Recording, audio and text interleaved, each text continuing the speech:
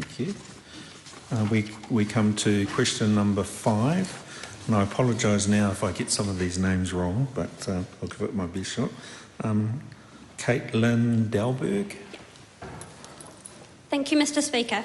To the Minister for Education, what support, if any, is the government providing to neurodivergent rangatahi who need extra support in the education system to avoid overrepresentation in prisons, mental health and suicide statistics later in life? The Honourable Chris Hipkins. Government acknowledges that there are a lot of challenges for neurodivergent ākonga that they can experience as they navigate their educational journey. In 2016, a Select Committee inquiry specifically identified the need for improved range of supports and services for neurodiverse children and young people, their parents and whānau, their teachers and their other educators. And the government has been working to respond to that.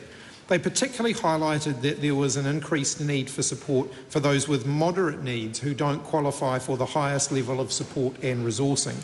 And so we've responded to that. The Ministry of Education has been working with a user group, which is including educators and parents, to identify the tools and resources that educators and parents need to better meet the needs of neurodiverse children and young people.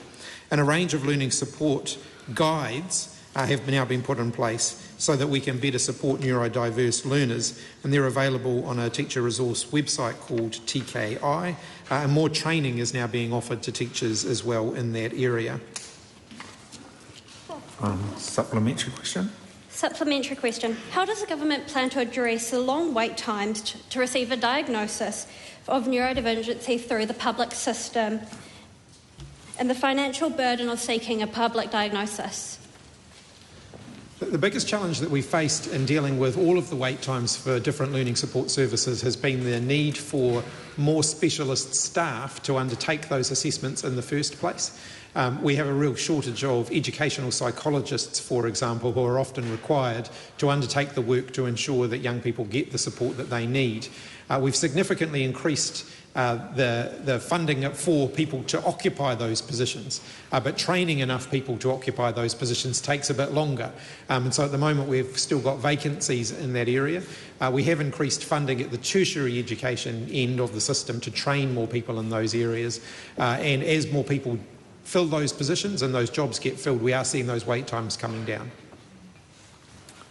Further supplementary? We now come to question